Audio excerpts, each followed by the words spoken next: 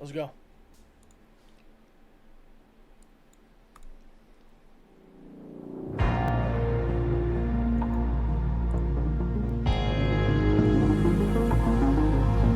New Nexpo, let's go.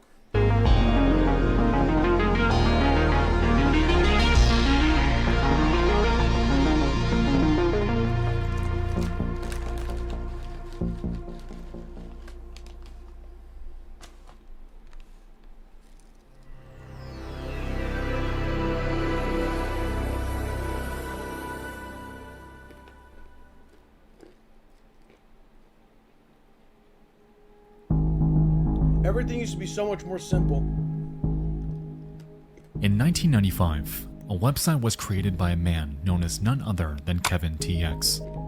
It's called Paranoia.com, and its main focus was to foster what he described as a free speech platform to anyone wanting to host their own little piece of cyberspace. The website largely functioned as a repository. Back during its prime, hundreds of users flocked to Kevin's site, hosting all sorts of strange, abrasive web pages on his servers. In fact, Kevin partook in this too, and seemed to relish in the fact that Paranoia was garnering so much attention so quickly. Just to set things straight, Paranoia is run not for profit. I personally provided all of the initial equipment and have supported the system's costs in finances and time at a personal loss because I feel so strongly about the presence of a system like this on the net. It's been very rewarding to watch an idealistic dream turn into reality. I've met a lot of really great net denizens and have seen firsthand how this project has been able to empower people who wouldn't otherwise have nice net access at a low cost. It's clear that Kevin's motives were noble, even if some of what he states on his various pages are a bit eccentric. Nevertheless, he harbors an excitement for community, a drive to give people a voice of expression, and scattered across Paranoia's archives, for better or worse, we're able to find just that.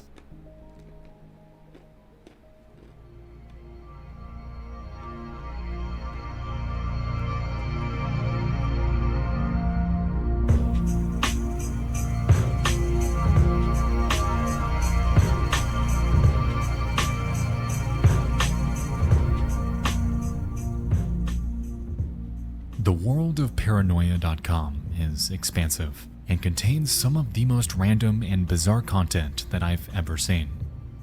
It's a mixed bag, a look into the minds of complete strangers. A time capsule, if you will, of the wholly unconventional and immoral. Paranoia.com/Satan contains the name emblazoned over a black background. Paranoia.com/Extreme brings us to an unapologetically 90s homepage for an electronics store. Paranoia.com/The Slurp lands us on a page for What? pedophile pride. What? Jesus Christ. And Paranoia.com/Stag brings us to the homepage of a very outspoken stranger named Stag Meander. It was very cool of Paranoia to set up this server so depraved bastards like me can put up subversive web pages like this one. Thanks, dude.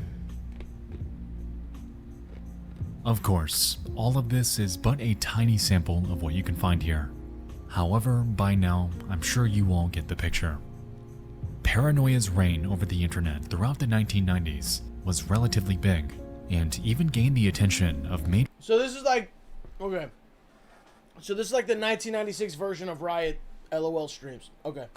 media outlets like the Austin Chronicle, at one point granting Kevin TX an award for Best Local Website back during its heyday. This site, from top to bottom, is a monumental rabbit hole. And the interesting thing about it is that it's been archived hundreds of times on the Wayback Machine since it was created. Unfortunately though, this is the only way to access it today, since Paranoia.com was eventually shut down due to server issues. Reportedly, the project became too much for Kevin to handle. And so, by the late 1990s, he had informed users that it would officially be set to die. That's not to say that the URL itself is dead, though. In fact, it's very much still alive. And upon heading to it today,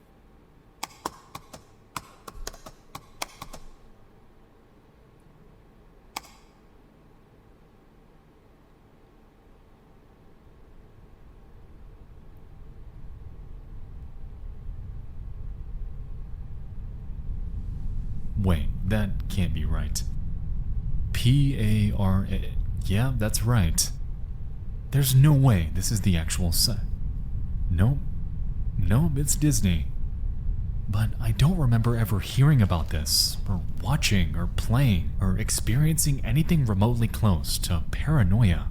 Paranoia, by definition, doesn't exactly scream family-friendly. So why in the world are we led here?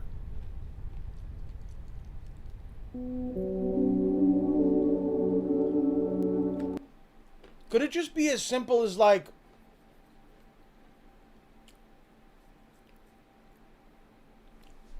companies like Disney and other companies that have a lot of money, they buy a bunch of like URLs that just link to their website? Could that be it? Isn't that a thing that people do though?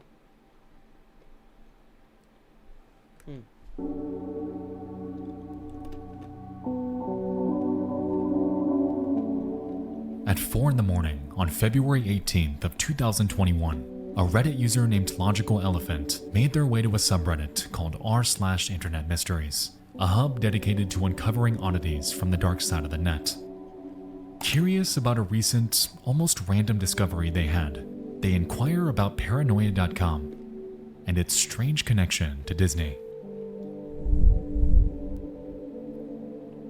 Disney owns Paranoia.com, which was a controversial, kind of illegal website in 1995. I've noticed that searching for Paranoia.com redirects you to the Disney page. What puzzles me is that in 1995, Paranoia hosted many controversial, or close to illegal content websites. I'm not sure if it's normal for them to buy these types of pages, but it seems strange to me. I've seen that in approximately 2000, Paranoia closed and became kind of a French page. Then it would redirect you to Disney.com. Being a controversial page at the time, has anyone heard about it? I've been researching and I can't find any information about the page. For example, Rotten.com was also working at that time, and there's much more information about this. This means that Disney bought this domain, and if so, why would it buy such a domain? It's a question so simple, yet it piques the enduring interest of internet denizens like me. Why do they own this domain? And why are they still sitting on it to this day? I don't get Below it. this, the OP includes a myriad of updates that they stumbled upon after their initial discovery, one of which being a link to a repository of URLs the Disney companies purchased since their online inception. Oh, yeah. Hosted on a website named HackerOne.com, we can observe a trove of URLs, with some containing purposeful misspellings, some related to their parks, some to their gaming department, and even a few random outliers that I wasn't quite able to source. Even with this, though, Paranoia, with its peculiar, adult-oriented definition, stands as a stark outlier. I think I think it makes perfect sense, especially if it was a popular website back in the day, and you know, like those one word, like, you know, when you get like a username and it's like a one word thing, right? Like someone in here, their username is Shining. I mean, that's a one word username. People would pay for that. So I think Disney paid for that to get people to, you know, I don't know. I don't think it's some crazy shit. That's all I'm saying. An anomaly of sorts in this list of family-friendly titles. All in all, though, this list, while handy to have, unfortunately Damn, they own abcd.com. That's far. doesn't tell us much about the broader picture. Stop trying to cover up. I'm not, dude. You think I'm gonna defend Disney, bro? Stop, bro. I'm not defending Disney. Like, what? To be honest, restart.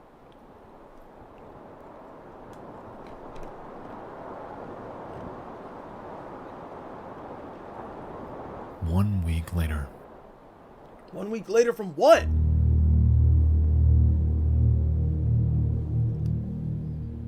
Logical Elephant returns to r/Internet Mysteries for one more go at getting eyes on this case. A few days ago, I made this post about Paranoia.com and its connection with Disney.com. Although I haven't solved why Disney bought it, I've discovered a lot of things about Paranoia.com, and it's very interesting. Paranoia.com was a website that hosted pages created by its users for free. This, with the lack of control of the internet in 1995, equals posts about pedophilia, drugs, prostitution, euthanasia, television cracking, bizarre images, and mind control. That, and along with other pages that were against internet censorship. Yo, chat, is mind control real? I don't think I believe in mind control, bro.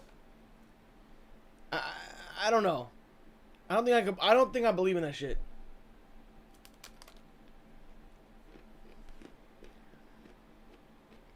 MK Ultra is very real. Then why isn't it being used? Why are we not all getting brainwashed?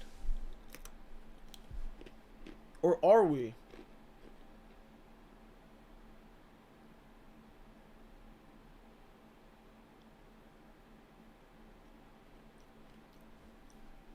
Must go drop Plinko balls. All right, come on. There was not much interaction between users, except with those mentioned in the wall of the page, since it was not a social network in itself. It was just a place to make your page and add the content you want. It closed because its bandwidth had been reduced, and Kevin asked to avoid using this server to keep what they had usable until they disappeared. Below this one, they linked to various 90s articles mentioning paranoia, along with a Unabomber fan site, something called the Church of Euthanasia, where they explain how to cook a human body, a psychoactive drug archive, and a site focused on The Simpsons. Interestingly though, this go around, their post caught much more attention, lending this investigation a theory it desperately needed. I think you nailed the reason Disney bought the domain. It was likely a title for one of their projects. Buying domains tied to IPs is extremely common in the media business. The reason you might not be finding a lot of examples is because Disney and other corporations use shell companies to buy domains so they don't get extorted on the price, and also to conceal their involvement with the domain until they're ready. For example, if Activision bought a domain called Skyrim2electricboogaloo.com, that would tip everyone off that they were making a direct sequel to Skyrim before they were ready to announce the project. Similarly, a woman who owned a small business making coffee cups that were powder blue around the top wouldn't ask for as much money for her Skyrim.com domain if the company offering to buy it was called Ted Franklin Consulting LLC and not Bethesda. Very smart. I'm not gonna lie, I like this theory because it just makes sense. But there is one thing throwing a wrench in this, at least for me. I need to give you some context on where I'm coming from, though. So let's take a quick detour back to... Chat, type I if you were alive in 1998. I will type I. Type a Q if you weren't. Let me see.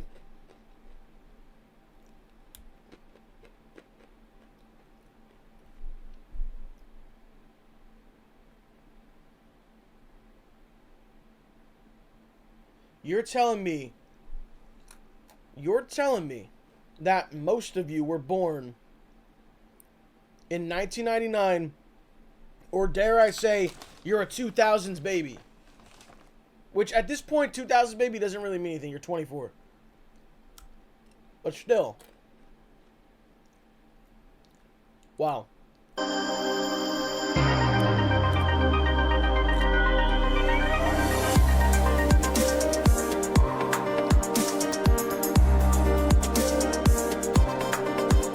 Chili's is fire. In the late 90s, internet adoption Skills, fuck off. was growing. It was an unmapped expanse, ripe for the taking. Dude, MSN used to have a chokehold on everybody, bro. I'm not gonna lie. MSN used to be like the go-to. Perfect for those wanting to make a quick buck.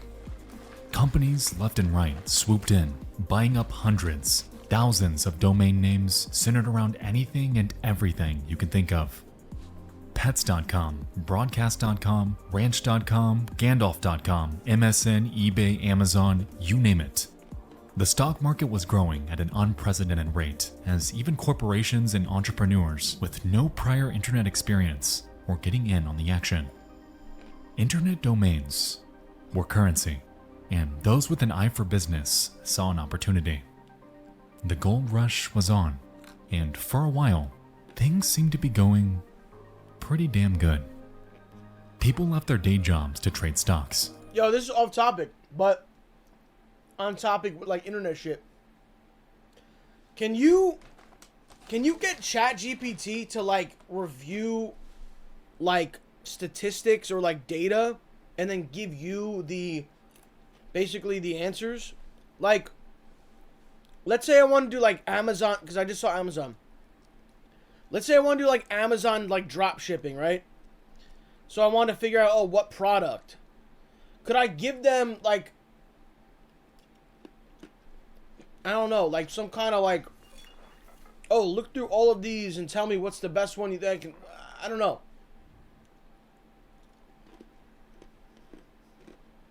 Premium version?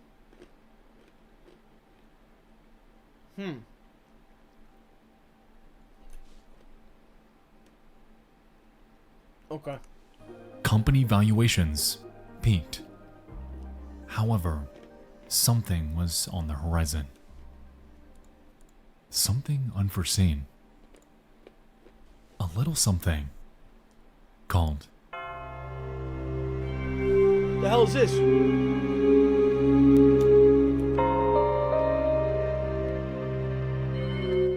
Y2K scared the ever-living shit out of people, and it was all based in a lack of technological foresight. There was this persistent belief that computers, the internet, and technology as it was known would cease to function at the turn of the millennium, all because the first 2 digits of the year were set in stone within computer systems. Effectively, as the clock approached the new year, computers wouldn't understand where to go next. Time would progress backwards, in essence throwing everything reliant on the internet at the time into complete chaos. This idea, this fear, only catalyzed the frenzy of what later became known as the dot-com bubble, the hysteria of buying up every domain you can think of in hopes for a big payday.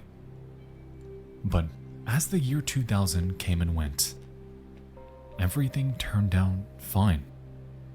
The storm quelled, and the stock market fell from its peak. Down, down. Back to where it all began.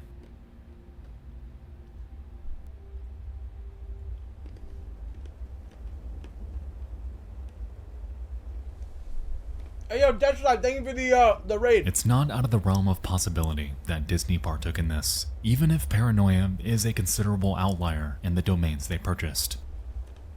But let me ask you something. Why would the Walt Disney Company in the early 2000s purchase Paranoia.com and not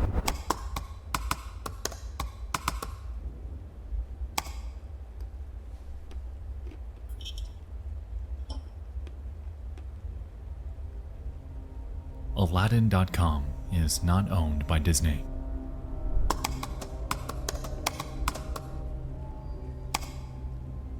SnowWhite.com isn't either. Fantasia.com, same story. And AliceInWonderland.com. I'm sure you get the idea. Some of the biggest Disney IPs in history have URLs that are not owned by the company that popularized them. However, Paranoia is. Now, while this commenter's theory is a solid one, I'm just not convinced this is why they have it. Then why do they have it?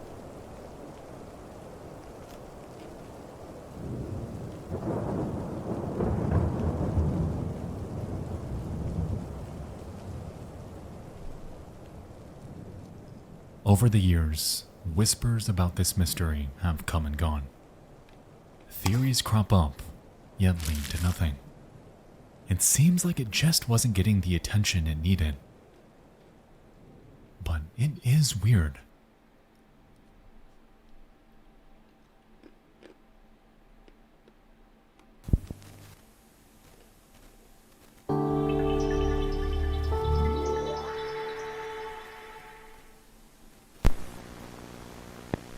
Before we continue, tonight's video has been brought to you by PDS Debt.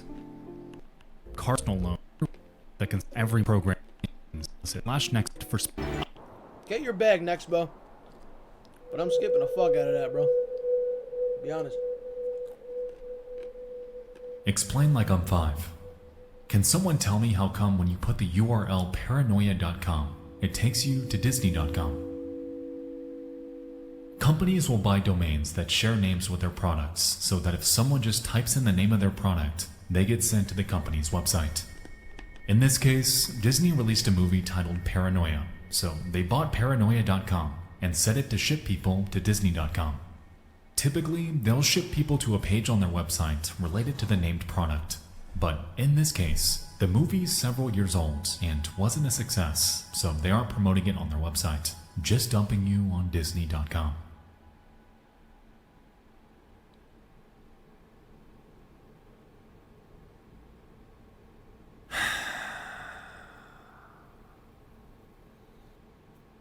In 2013, a movie released starring Harrison Ford, Liam Hemsworth, Gary Oldman, and Amber Heard. It was an action thriller about an employee caught up in a heist situation and... Okay, I'm not gonna bore you with the details here. Paranoia was a film distributed by a studio named Relativity Media. Relativity Media was launched in 2004 and was a subsidiary of Sony Pictures. Sony Pictures and the Walt Disney Corporation are two entirely separate entities.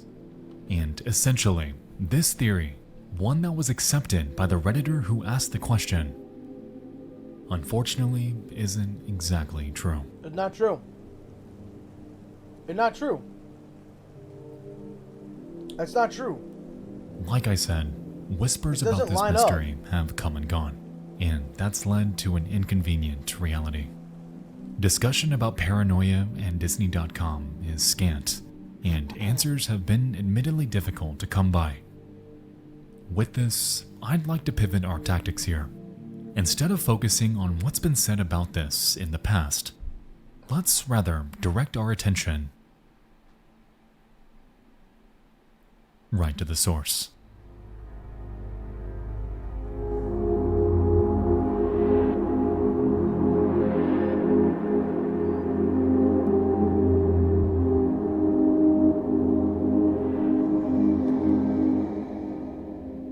Welcome back to Paranoia.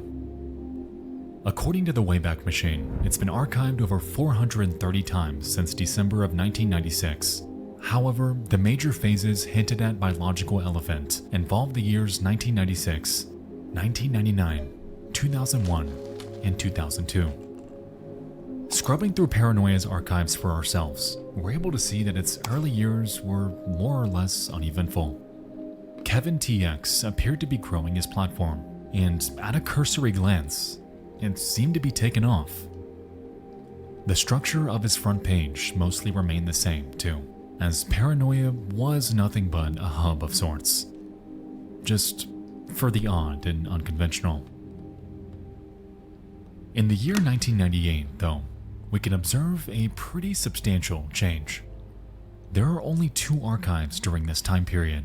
However, jumping to the latest one gives us not the main website, but a message. Unfortunately, paranoia.com is no more. All but one of the pages here have been moved since at least the summer of 1998. Please visit your favorite search engine to try to locate the page's new home. When it comes to paranoia.com as we know it, this archived version is it. This message remains here for nearly 2 years. Well, until paranoia.com undergoes this change.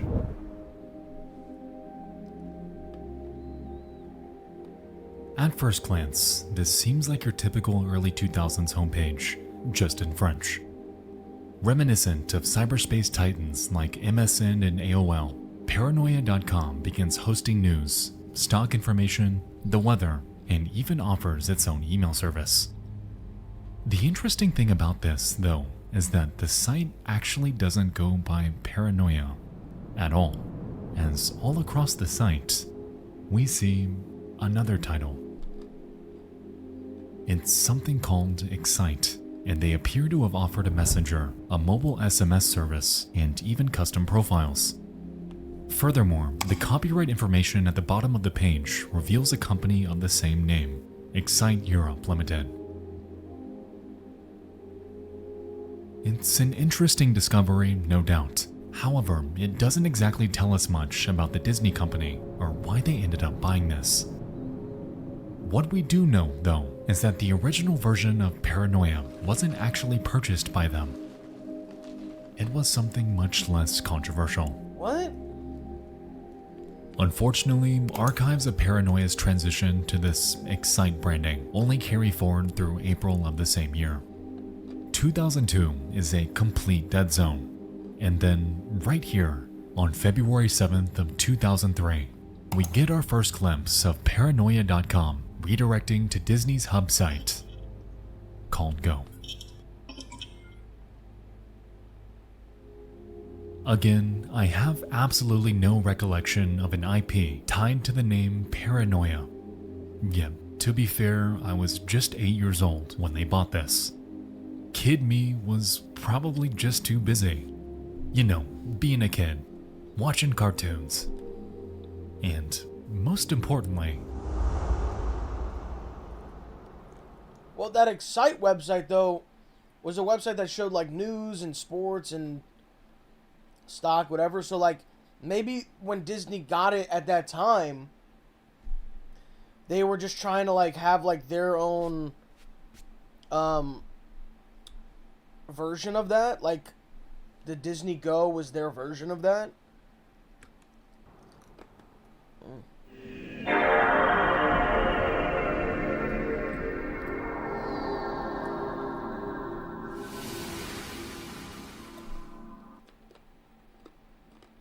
So I was like, the people who were going to that website already, right? For what they need, the news, whatever, they'll still go to that website and still get that news that they needed. It's just Disney's version now.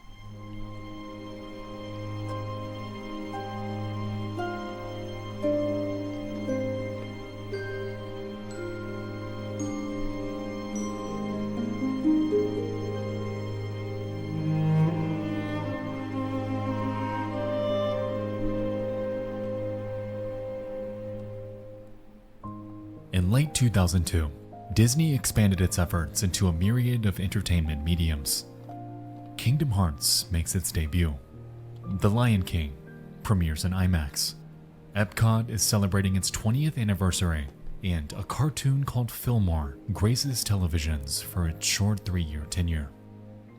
Interestingly, Fillmore, while ending its run on Toon Disney, actually made its debut on ABC Kids, an affiliate channel of the Disney company. In fact, Disney has purchased a monumental shit ton of companies over the years. Yeah. And this revelation right here has made me think. What if, by the off chance, paranoia isn't directly tied to Disney at all?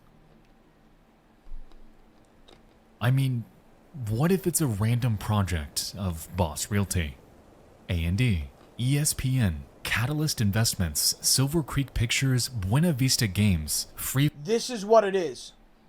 This is what it is, bro. Disney has purchased a bunch of different companies, right? So, whatever they own, Disney now owns. Hence, boom.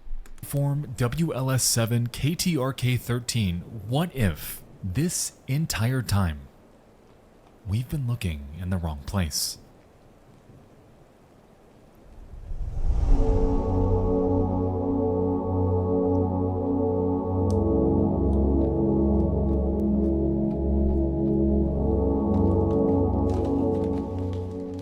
You know, this mystery is interesting. Some of you may not even care. I mean, why? Why is it a big deal anyway? Who really cares if paranoia.com redirects to the official Disney homepage? I mean, it's something so silly, so innocent. And what if I don't find it? Then what? I just accept it? I move on, going about the rest of my life with this annoying, stupid little question resting in the back of my mind? I mean, statistically, upon viewing this chart, this task seems impossible. It could literally be any of these. So where in the world do we even...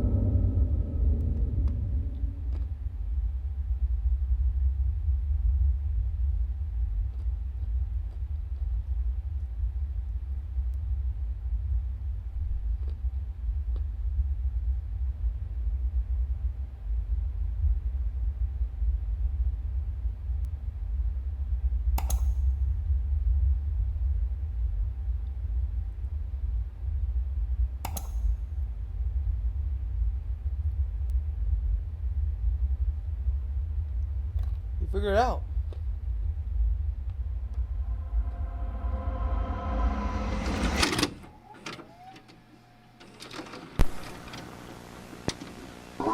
Stand by. Fairbanks, St. Louis, Buffalo, get ready. Remember, we're live, coast to coast. Live, coast to coast, America plays Paranoia. You're playing from satellite cameras in living rooms around the country. You're connected by internet and by telephone. You're all battling one studio contestant. Paranoia. It starts now.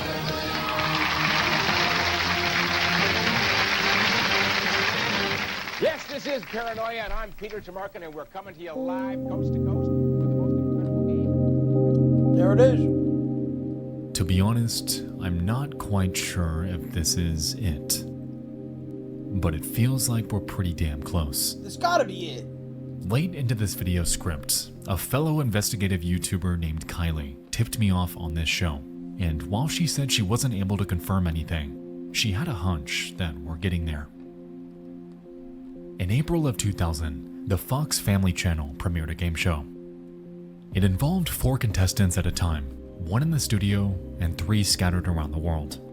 Paranoia consisted of 10 rounds of multiple choice questions, and the in-studio contestant was put up against the satellite players in a race for a grand prize of $10,000. Get a question right and move on to the next round. Get it wrong though, and lose $1,000 of potential winnings. It was a program that undoubtedly pushed the limits of what a live 2000s game show could be, and in retrospect, I don't think I've seen anything quite like it since. The unique thing about Paranoia, though, was that it incorporated audience interaction. The internet in 2000 was budding. And if you, sitting at home, wanted to jump into Paranoia for yourself, it was apparently just a website away. More Paranoia right What? Yeah, this is Fox Family Channel, and you're watching Paranoia Live. If you haven't already done so, get on that phone right now, pick it up, and call toll-free 187-PARANOIA. Paranoia. Excite. and play our game and win some bucks and affect the outcome of the game. If you've got a computer, you know what to do. Log on to paranoia.excite.com. What the fuck? And holy shit, there it is.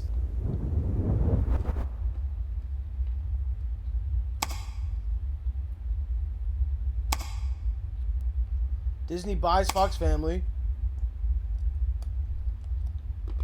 And there we have it. This is paranoia. This is why the Walt Disney Company owns this domain. It was a random show with a 2-month tenure, owned by a subsidiary company of the corporation the URL was later redirected to, and completely forgotten. Excite is a multinational company that facilitated a multitude of web and entertainment mediums, and the portal to play paranoia for yourself, at least back then, is right here. America Plays Paranoia, a game that led to a mystery, and a mystery that endured completely under the radar for years. Nexpo needs to delete his channel after this. You know, this oddity has bugged me since Logical Elephant first made their post 3 entire years ago. It's something so simple on the surface, yet perplexing to me all around. It's an oddity that seems entirely ominous, yet is so much less so in reality. Dude, I understand the point of his channel is to freak people out. It never at any point did it seem ominous. Literally. Like, it never seemed ominous. It just seemed like Disney owns that fucking URL. What made them acquire it or whatever? We knew it was something called paranoia. We knew it. We knew it. But he figured it out what it was. He figured it out. Paranoia.com is owned by Disney because of a scrapped game show that was forgotten to time. It's a relic of broadcast history, only remembered by the few who caught it. Maybe you'd just gotten off work. Maybe it was a late night rerun. No matter where you were, I'm at least confident on the conclusion we reached. It wasn't anything crazy, I know, but hey, at least it was closure. Paranoia. This paranoia was never related to Disney at all. As we've seen, the site is a monumental rabbit hole in itself, and perhaps we'll return to it at a later time. For now, though, I'm glad we found our answer and threw a bit of life into an almost completely forgotten artifact of broadcast history. Thank you all so much for joining me on this journey tonight. Shout out Nexpo. Listen, no one shoots 100%, alright? Nobody. Nobody shoots 100%. Nobody.